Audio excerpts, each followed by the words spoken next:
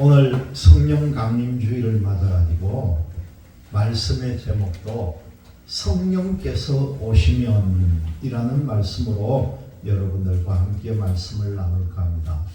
오늘 본문의 말씀의 내용이 요엘서 2장 28절에서부터 32절까지의 말씀의 내용입니다.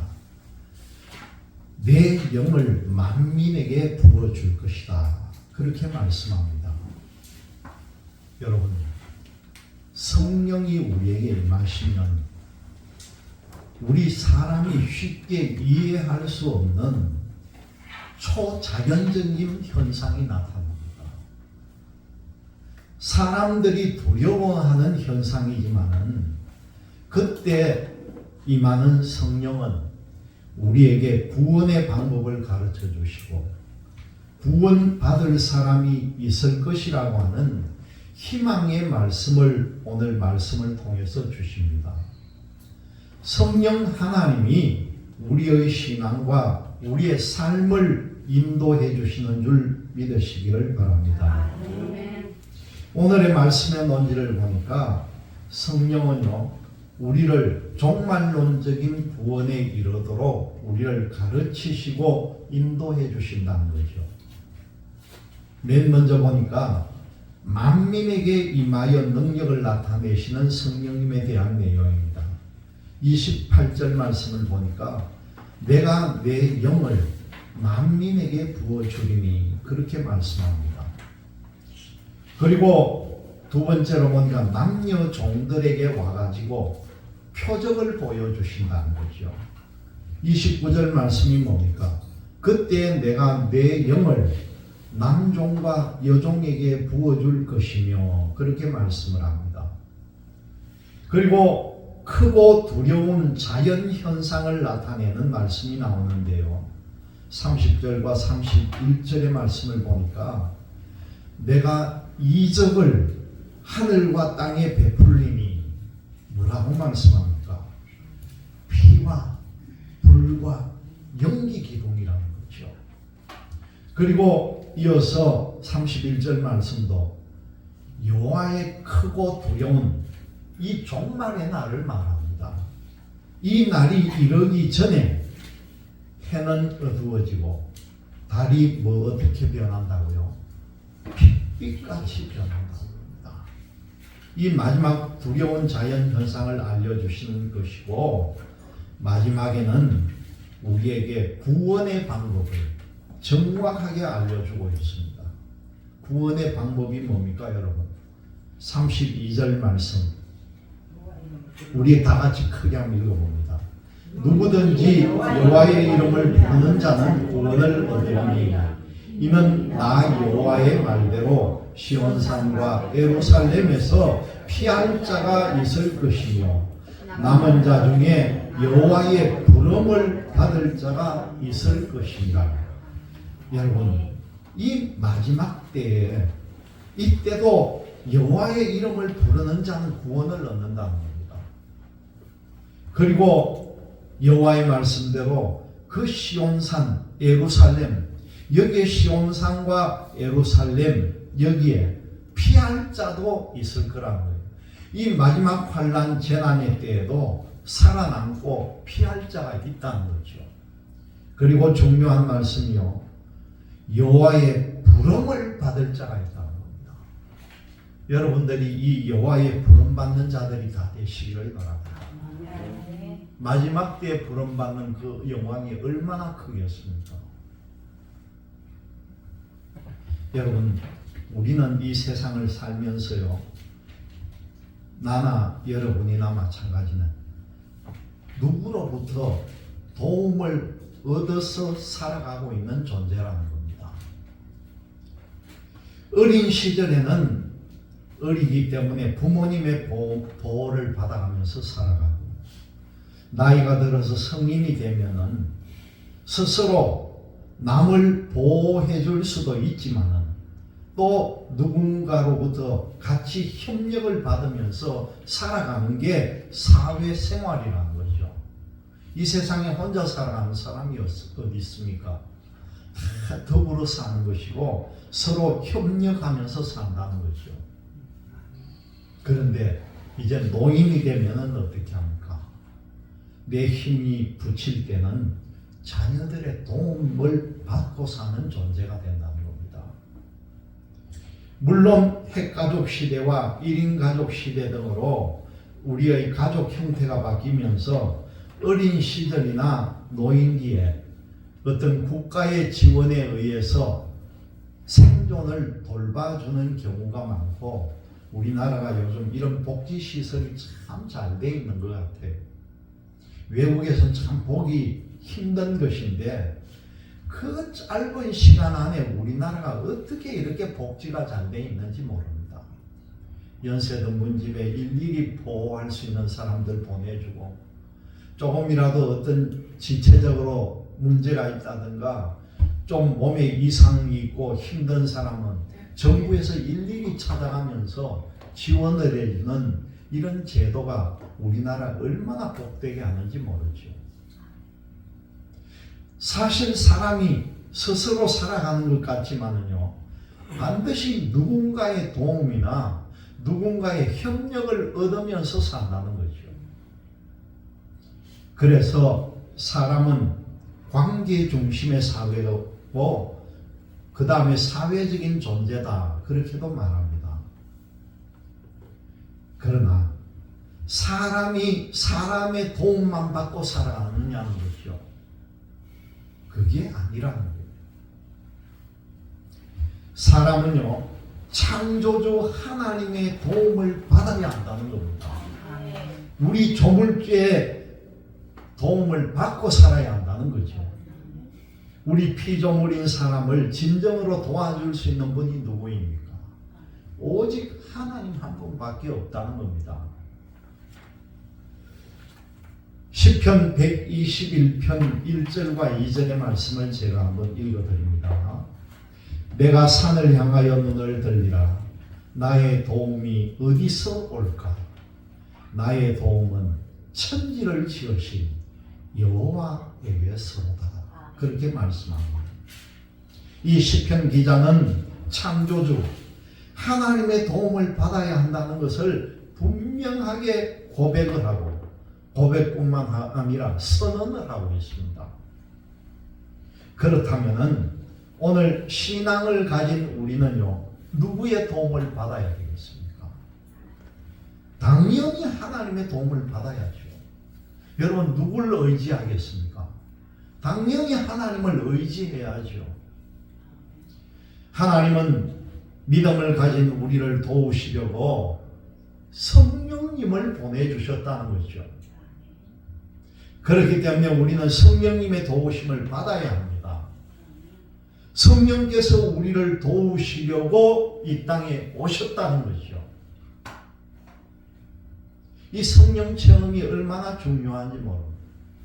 오늘 홍영인 집사가 아침에 일찍 일하러 가버려가지고 이 성령에 대한 말씀을 준비하면서 오늘 홍 집사 이 자리에 있어야 내가 이 말씀을 꼭 전하는데, 그랬는데 일하러 가버렸다 해가지고 내가 나 얼마나 낙심했는지 모릅니다. 목사님, 이 말씀을 전해줘야 되는데, 그 마음에 성령이 들어가야 되는데, 이 성령 체험이요, 내가 하려고 해서 되는 것도 아니고 무심코 어느 결인가 나에게 오는 것도 있다는 걸 알아야 하는 거죠. 여러분, 사도 바울이 어떻게 체험합니까?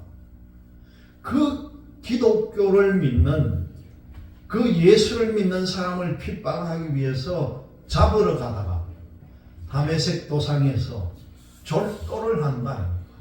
갑자기 캄캄해지고 땅바닥에 그냥 쓰러져 버린 거예요. 앞도 못 보고 있는 상태에서 하늘에서 음성이 뭐라고 들립니까?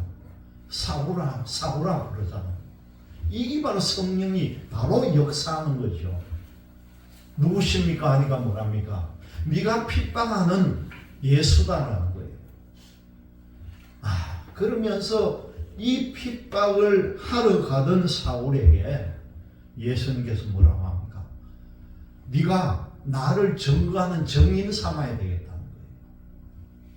그 이후로 사도 바울의 인생이 죽기까지 예수만 전거하다가 죽은 사람이 사울이고 이름이 바뀌어서 바울이라는 겁니다. 이 체험을 우리가 해야죠. 여러분들도 우리의 삶 가운데 한 번쯤 체험해 보시기를 바랍니다. 이 체험을 해봄으로 인해서 우리는 신앙의 변화가 옵니다. 죽기까지 하나님 의지하는 삶을 살아간다는 거죠. 여러분, 우리 성도들은요, 하나님 닮는 삶, 하나님 닮는 게 뭡니까? 거룩한 삶을 살아야 됩니다. 이 세상에서 손가락질 받지 않는 삶을 살아야 한다는 거죠. 저 사람이 예수 믿는 사람이구나. 정말 저 사람은 예수쟁이구나. 인정받는 사람이 살아야 된다는 거죠. 하나님이 뭐랍니까? 나도 거룩하니까 니도 거룩하라는 거예요. 그걸 우리가 믿고 따라가야 된다는 것입니다. 오늘 예언자인 요엘은 성령의 임재를 우리에게 예언을 해주고 있습니다. 이 예언은요, 사도행전 2장에서도 베드로가 이 말씀을 인용을 한 적이 있습니다.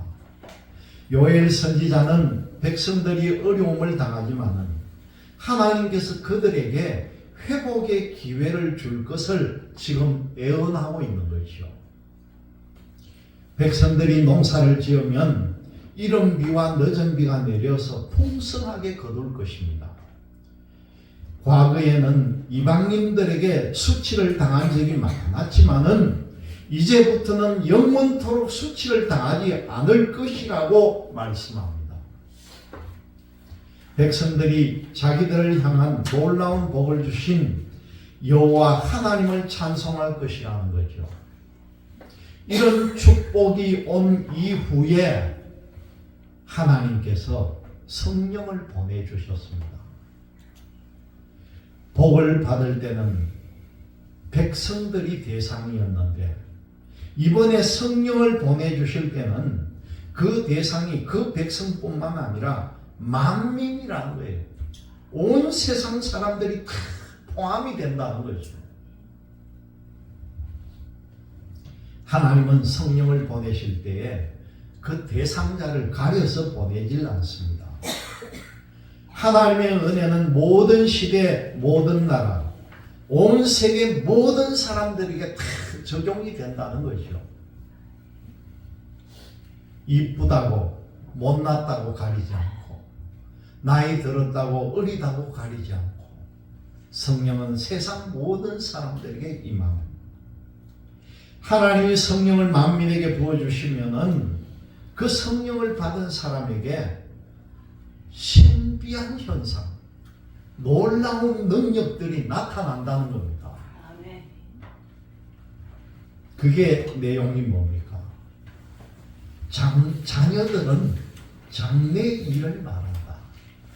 자녀들이 장래 일을 말한다. 그리고 그 다음 나오는 게 뭡니까? 노인들은요, 꿈을 꾼다는 거예요. 그리고 젊은이들은 이상을 볼 것이라는 겁니다. 성령은 만민에게 오되 연령을 가리지 않았다는 거예요. 자녀나 노인이나 젊은이나 다 왔다는 거죠. 연령대에 따라서 성령의 능력이 약간 다르게 나타난 것이지만은 그러나 여기에 공통점이 딱 하나 있다는 겁니다.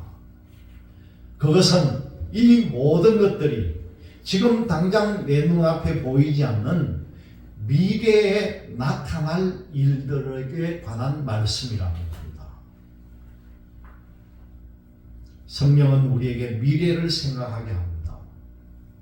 하나님이 원하시는 미래, 지금 누리는 이 평화보다도 더 아름다운 환경, 현재 나와 우리 가족 혹은 내 민족을 벗어나서 더 많은 사람들에게 허락되는 은혜가 나타나는 시대를 생각나게 해준다는 거죠. 예수님께서 제자들에게 내가 가면은 보혜사 성령을 너에게 보내주신다. 그렇게 말씀을 하셨을 때에 제자들에게는 미래에 이루어진 일이었습니다. 사람은요, 성령이 오신다는 미래를 예상하게 되고, 성령을 받은 사람은 성령께서 열어가실 하나님 나라의 미래를 생각하게 된다는 사실입니다. 요엘 선지자는 성령을 받은 연령대만 말하지 않았습니다. 성령은 남녀 모두에게 말 것이라는 거죠. 하나님이 당신의 영을 남종과 여종에게도 부어주신다는 겁니다. 그리고 하나님이 땅과 이적을 하늘에다가 이적을 보여주셨다는 겁니다. 그 이적을 오늘 말씀을 보니까 피와 불과 연기 기둥이다. 그렇게 말씀을 합니다. 여러분, 이 요엘서 2장 21절을 보면은요, 그게 뭐라고 말씀하나 하면은, 땅이여 두려워하지 말고 기뻐하며 즐거워할지어다. 여호와께서 큰 일을 행하셨음이로다. 그렇게 그 앞에 말씀합니다. 하나님은 하늘과 땅을 창조했다는 거죠. 그리고 사람에게 살아갈 수 있는 환경, 여기를 다스릴 수 있는 환경을 다 허락을 해줬다는 것입니다. 하나님은 하늘과 땅을 당신의 마음대로 활용하시는 분이 하나님이십니다. 그것을 성령 받은 남녀 종들이 다 알고 있다는 거죠. 그렇기 때문에 성령을 받은 사람은요, 하늘과 땅에 어떤 현상이 와도 두려워하지 않고 담대해진다는 사실입니다. 일단 하나님의 뜻이 무엇인지, 왜 그런 현상이 일어났는지를 생각할 수가 있다는 거죠. 왜 여러분 수요, 회개, 세심의 기도회가 중요한지 압니까? 앞으로 일어날 일들, 그 현상에 대해서 우리가 먼저 알고 먼저 거기에 따라 대처하는 기도회가 우리 수요 기도회다. 그걸 사전에 알고 여러분들이 대책을 세우라는 거예요. 그래서 중요한 겁니다. 하늘과 땅에 어떤 변화가 일어날지 그것이 오더라도 담대하게 이길 힘을 길러라는 거죠. 하늘과 땅의 이적은 우리가 더 잘 믿게 하기 위해서라는 걸 여러분들이 꼭 알아야 합니다. 하나님이 성령을 주시는 일은 하나님의 섭리와도 관련이 있다는 겁니다. 하나님의 섭리는요, 인간의 시간에 이루어지는 것 같지만은 사실은 하나님의 시간에 맞춰서 이루어진다는 겁니다. 하나님께서 주권으로 세상을 다스리시고 하늘과 땅을 하나님의 뜻에 의해서 움직이고 계신다는 겁니다. 이 구약의 예언자들은요, 이걸 알고 있었습니다. 그래서 여호와의 날이라는 심판과 소망, 그리고 회복의 시간을 벌써 예언을 해주셨다는 거죠. 하나님이 하나님의 뜻을 완전하게 펼치시는 시간이 언젠가는 반드시 임하는 줄 믿으시기를 바랍니다. 그 시간이 도달하기 전에는 어떤 징조가 나타날 것이다, 그걸 우리에게 가르쳐 줍니다. 예루살렘이 무너지는 시기가 되면 나타날 현상을요, 예수님께서는 누가복음 21장 11절을 보면은 이렇게 말씀합니다. 곳곳에 큰 지진과 기근과 전염병이 있겠고 또 무서운 일과 하늘로부터 큰 징조들이 있으리라. 그렇게 예수님께서 벌써 말씀을 해준 거예요. 여러분, 2000년 전에 예수님께서 그 말씀해 주신 지진이 있고 기근이 나고 전염병이 있고 요즘은 또 전쟁도 일어나고 요즘 미국이고 어디고 보니까 폭풍, 토네이도 할 것 없이 사람을 괴롭히는 온갖 현상들이 이 지구촌에 지금 편만하게 이루어지고 있잖아요. 뉴스만 틀면 눈앞에 보이는 게 뭡니까? 세상의 모든 것들, 지금 마지막 때를 보여주고 있는 현상이 나타나는 줄로 믿으시길 바랍니다. 이 예루살렘이 무너지는 시기도 일종의 여호와의 날이라는 거예요. 하나님의 날이라는 거죠. 여호와의 날의 성격 중에 분명히 심판이 있기 때문이라는 겁니다. 이때 하늘의 징조가 나타나는데 오늘 본문에서는 보니까 해가 어두워지고 달이 핏빛같이 변한다. 그렇게 말씀에 나옵니다. 성령이 오시면은 크고 두려움, 이런 자연 현상을 우리에게 알려주신다는 겁니다. 심판이 반드시 도래하고 하나님께서 원하시는 영원하고 복된 나라가 열릴 것을 우리에게 가르쳐 주신다는 거죠. 그 표시로 하늘과 땅에 이런 이상적인 비정상적인 현상들이 나타날 것을 말씀을 예언을 해주시는 겁니다. 사람들은 두려워하지만은요, 성령을 받은 사람들은 어떻게 합니까? 두려워하는 것보다는 회개할 기회부터 찾게 되고요, 하나님을 내가 더 잘 믿어야 하겠다는 결심을 하는 그런 기회가 온다는 것입니다. 하늘과 땅에 비정상적인 현상들이 일어나면은 사람들이 어떻게 반응하겠습니까? 모두가 일단은 두려워할 것입니다. 겁을 낼 것이죠. 여러분, 지금 만약에 하늘에 작은 별 하나가 떨어지는데 이게 그냥 중간에 없어지는 게 아니라 지구를 스쳐 지나가든가 아니면 지구로 향해서 온다고 할 때 얼마나 우리가 두려워하고 겁을 내겠느냐는 거죠.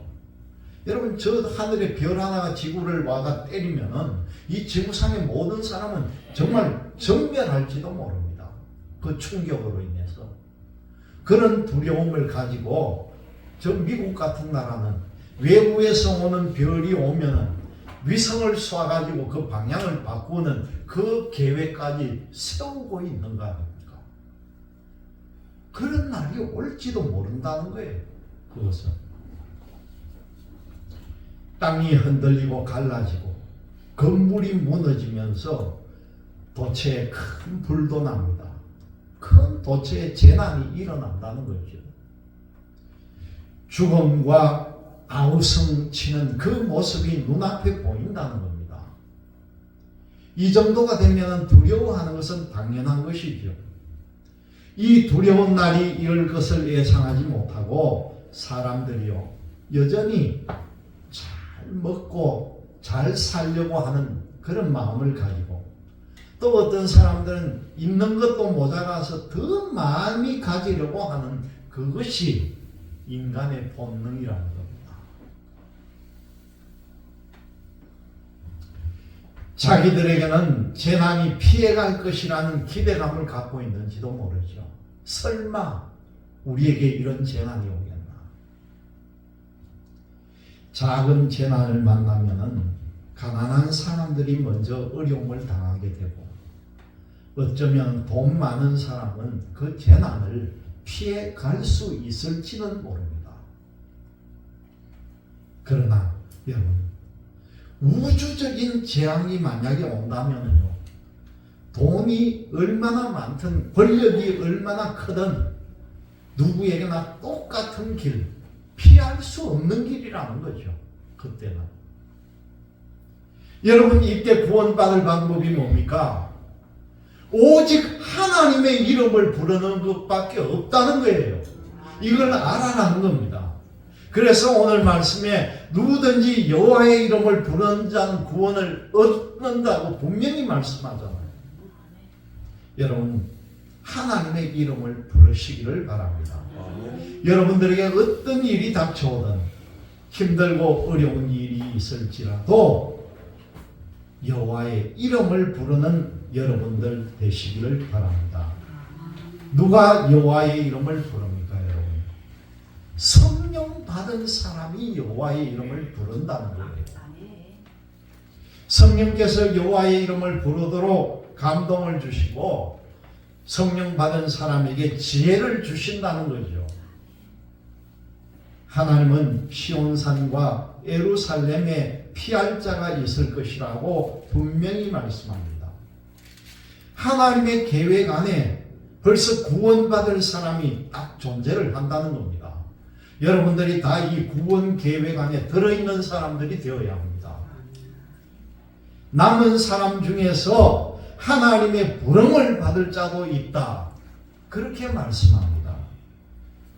이렇게 성령은 우리에게 오셔서 구원의 방법을 알려주고 있음을 믿는 여러분들이 되시기를 주님의 이름으로 기원드립니다. 네.